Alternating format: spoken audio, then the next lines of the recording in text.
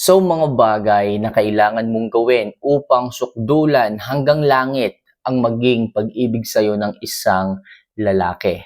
Mga kamamayan ang ating pag-uusapan ngayon at sigurado ako napakarami ng magiging interesado dito sa ating topic ngayong umagang ito. Sino ba naman ang hindi gugustuhin na mahalin sila ng kanilang mga taong minamahal higit pa sa kanilang pag-ibig. So mga kamamay, if ever na gusto po ninyo yung ganitong klase ng love advice, ganitong klase ng usapan, huwag nyo lang sana kalimutan na pindutin ang subscribe button, notification bell, and syempre, i-like mo na rin ang video ito para sa mas marami pang love advice na maaari kong i-share sa channel natin ito. Kung napindot nyo na yan mga kamamay, maraming salamat sa inyo at simulan na po natin ang topic natin ngayong umagang ito. So, mga kamamay, ano nga ba yung maaari nyong gawin o mga tips, mga kailangan yung mga bagay na i-apply para sa ganon, maging sukdulan hanggang langit o mas umangat pa ang pag-ibig sa'yo ng isang lalaki. So mga kamamay, pasensya na kayo yung suot ko is nakasando lang ako kasi sobrang banas dito. Okay, sobrang banas dito sa lugar kasi nga, syempre kahit saan naman summer na. So pasensya na po kayo kung ako po ay hindi formal or semi-formal na kasuotan. So sana maunawaan mo but still mag-focus lang po kayo sa mga information, sa mga details na aking i-share sa inyo. So simulan na po natin. So number 1, iangat mo ang iyong alindog at magpa-sexy ka. Yes mga kamamay. Ito po kasi ang hinahanap ng isang lalaki, kalimitan sa isang babae.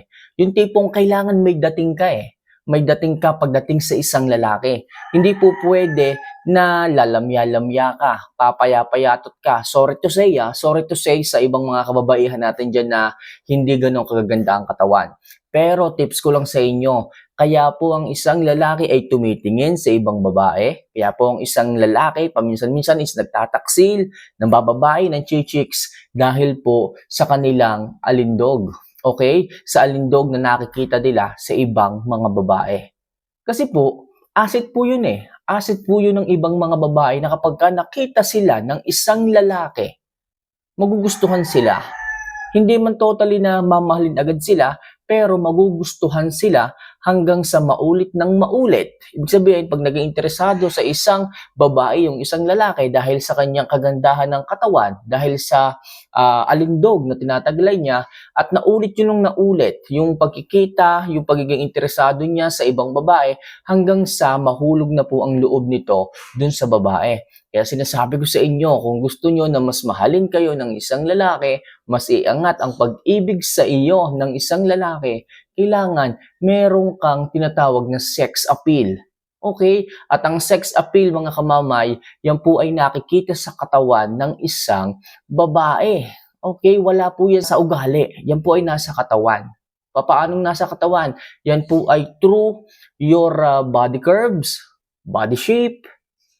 Kung maganda ang balakang mo, kung wala kang tiyan, dyan po lumalabas yung tinatawag na sex appeal. Kaya kalimitan talaga ang mga kalalakihan tumitingin sa mga sexy, sa mga masasarap. Kaya kung ikaw, okay, o sabihin na natin asawa mo siya, jowa mo siya, tapos ang katawan mo ay chubby, mataba, or mapayat, so wag kang magtataka kung yung isang lalaki, yung partner mo, mapapalingon sa isang babae. Kasi yun po ang tinatawag na sex appeal. Yung alindog ng isang babae na madalas makaakit sa isang lalaki. So kaya sinasabi ko sa inyo mga kamamay, i-improve po ninyo ang inyong katawan, magbalik alindog kayo, pag sumikapan nyo po na mag-exercise, mag-workout, para sa inyo rin naman po yan mga kamamay. Yan po ay payo lamang, sana po ay walang masasaktan, sa halip inyo po sanang lawakan ng inyong pangunawa para po inyong mai-apply sa inyong buhay pag-ibig. Okay? So number 2, para umangat o maging sukdulan ng pag-ibig sa iyo ng isang lalaki. Huwag mong ipakita na baliw ka sa kanya. Oo mga kamamay. Hindi po dahil sa mahal ninyo ang isang lalaki, kailangan lagi kayong nandyan para sa kanya. Kailangan lagi kayong maraming oras para sa kanya. Kailangan lagi kayong tumatawag, kumokontak sa kanya, which is mali po yun mga kamamay. Ibig sabihin dito, kung mahal niyo ang isang lalaki, huwag niyong ipakita na baliw kayo sa kanila. Sapagkat pag nakita nila yon na masyado kayong naghahabol, masyado kayong baliw, hindi niyo kayang mawala sila sa buhay ninyo, doon po magkakaroon ng idea o pananaw ang isang lalaki na magloko, na maghanap ng iba para hindi ka mahalin. Bakit po? Kasi nagiging kampante siya eh. Nagiging kampante siya na kahit na anong bagay na gawin niyang mali sa inyong relasyon, kaya mo siyang tanggapin sapagkat baliw na baliw ka sa kanya. Pero subukan mo mga kamamay na hindi ipakita yung sobrang pagmamahal ninyo sa kanila. Ibig sabihin, hindi ka natatakot na kapag gumawa siya ng kasalanan sa inyong relasyon, pwede kang mawala. Kapag ganyan ang ipinakita nyo sa isang lalaki, sigurado ako mas mamahalin ka niyan sapagkat wala siyang babalikan na kagaya mo kapag nagloko siya. Okay? Hindi siya makakampante. Hindi siya maglalagay ng panatag na loob sa iyo kapag ganon. Okay? Lagi niyang iisipin na, teka lang, bago ko gawin to, isipin ko munang mabuti. Baka mamaya hindi okay sa kanya, baka mamaya bigla siyang mawala sa buhay ko. Ganyan ang maiisip ng isang lalaki kung pinapakita mo sa kanya na hindi ka naghahabol, hindi ka nagiging baliw sa kanya. Kaya mahalaga mga kamamay na maging chill ka lang sa inyong relasyon. Huwag sobrang maghahabol, huwag sobrang dead na dead sa isang lalaki sapagkat nagiging dahilan nga yon kung bakit nagloloko ang isang lalaki. So next, itaas mo ang tiwala mo sa sarili. Yes, mga kamamay, kailangan nyo po ito pagdating sa inyong relasyon. Bilang isang babae, hindi po pwedeng hihiya-hiya ka. Hindi po pwedeng natatakot kong gawin ang isang bagay. Kailangan mga kamamay, ipakita mo na malaki ang tiwala mo sa iyong sarili. Hindi ka nagpapa-apekto sa mga sinasabi ng iba dyan, especially sa mga kapwa mo babae. Kasi yung ibang mga babae dyan, kapag alam nila na wala kang tiwala sa sarili mo, mahihiyain ka, lalamya-lamya ka, mahina ka, lalo ka nilang pinagtitrepan, lalo ka nilang binubuli. Kaya bilang isang babae mga kamamay, hinahanap ng isang lalaki yung babaeng may tiwala sa kanya mismong sarili. Mga kamamay, take note of this. Kung hindi nyo kayang pagkatiwalaan ng sarili ninyo, kung hindi nyo kayang pagkatiwalaan yung kakayahan ninyo, sino pang magtitiwala dyan? Okay? Kayo lang mismo ang magbibigay ng tiwala dyan at hindi ibang tao. Kasi kung hindi nyo kayang panindigan ang inyong sarili, kung hindi nyo kayang pagkatiwalaan ang inyong sarili, paano kayo pagkakatiwalaan ng iba? Pakita nyo na kaya nyo gawin ang lahat ng bagay. There's no impossible to you. Pakita nyo yan mga kamamay. Laksan nyo ang loob ninyo. Ipakita nyo na kaya nyo gawin yung mga ginagawa din ng ibang tao. Ipakita nyo na may talent kayo. Hindi kayo mahina, hindi kayo mapurol. Ipakita nyo yan mga kamamay. At kung hindi nyo man alam ang isang bagay, huwag kayong matakot na magsimula. At huwag kayong matakot na alamin to. Sapagkat sa una lang naman yun eh. Sa una lang naman mahirap, sa una lang naman may problema. Pero kapag nagamay mo na ang isang bagay, sigurado ako, may matututunan ka. May mapupulot ka. Kaya bilang isang babae, kailangan pagkatiwalaan mo ang sarili mo at ang kakayahan mo para pagkatiwalaan ka rin ng isang lalaki. So next, magpakipot ka paminsan-minsan. Oo, babae ka, tandaan mo yan.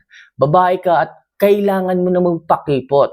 Huwag laging oo ng oo, sama ng sama. Dumepende na lang sa iba. Huwag ganun mga kamamaya. Kailangan magpa-hard to get ka rin sa kanila. Para sa ganun, tumaas ang value mo. Para sa ganun, mag-effort ang isang lalaki na suyuin ka, para mag-effort ng isang lalaki na kuhanin ka, na kumbinsihin ka. Pero tandaan mga kamamay, mga girls, kung ikaw hindi ka nagpapakipot sa isang lalaki, yung tipong isang yaya lang niya, sama ka na, sigurado ako, hindi ka magiging priority ng isang lalaki, hindi ka mas mamahalin ng isang lalaki kapag ganyan, at hindi ka mas magiging mahalaga sa isang lalaki kapag ganyan. Sapagkat wala kang binibigay na thrill sa kanya, walang hamon, walang challenge.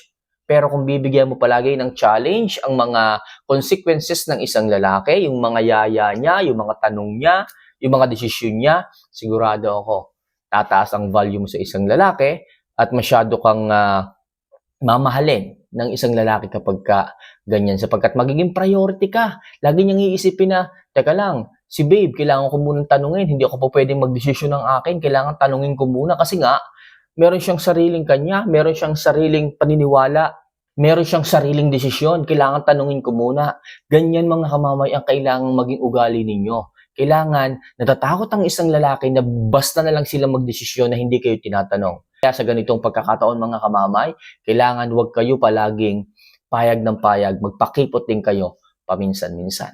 Alright? So next, mag-focus ka sa sarili mo at huwag sa kanya.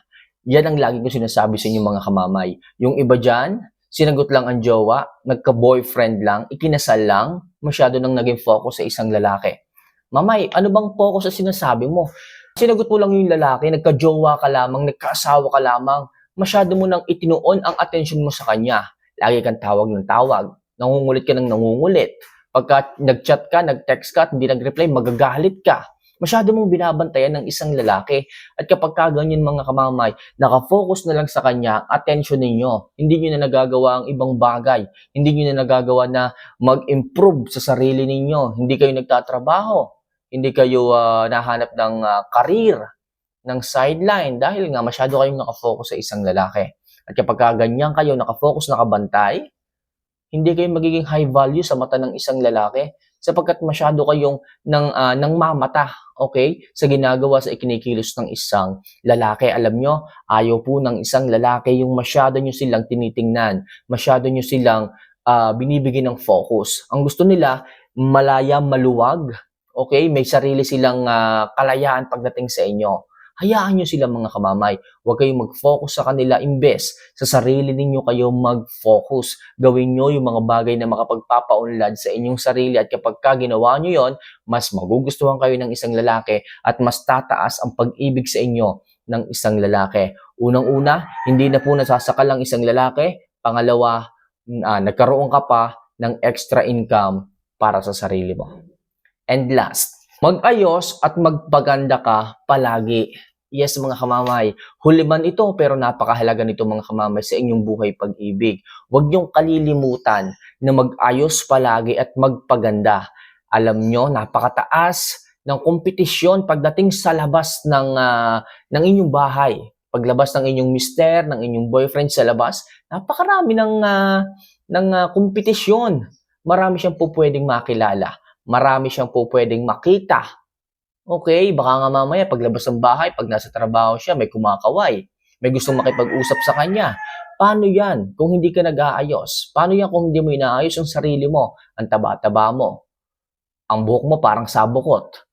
Paano na yan? Pag may nakipagkilala sa kanya, baka maisipan talaga niya na ipagpalit ka. Kaya sinasabi ko sa inyo ito paragi mga kamamay, mag-ayos kayo, magpaganda kayo sapagkat maraming po pwedeng makitang babae ang isang lalaki.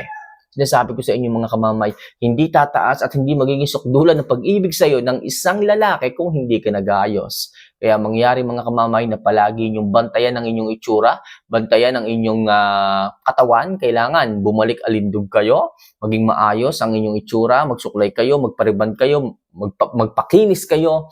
Kailangan nyo yan mga kamamay bilang isang babae. Sapagkat ang mga kalalakihan ay visual creature na maaaring tumingin sa kahit na sinong makita nilang maganda. Okay? Kaya simulan mo na ngayon ang mag-workout, mag-exercise, mag-ayos, at kung kaya ng budget, magpariband kayo. Para sa ganon, kayo lang ang maging puso sa mata ng isang lalaki. So mga kamamay, salamat sa pagtapos ng video. Sana ay makatulong po ito sa inyong buhay pag-ibig. And if ever na gusto nyo pa yung ganitong klase ng love advice pagdating sa inyong buhay pag-ibig, don't forget to click the subscribe button, notification bell, and syempre, i-like mo na rin ang video ito para sa mas marami pang love advice na maaari kong i-share sa inyo. So paano mga kamamay, see you around, see you next vlog. Mahal ko po kayo. Paalam.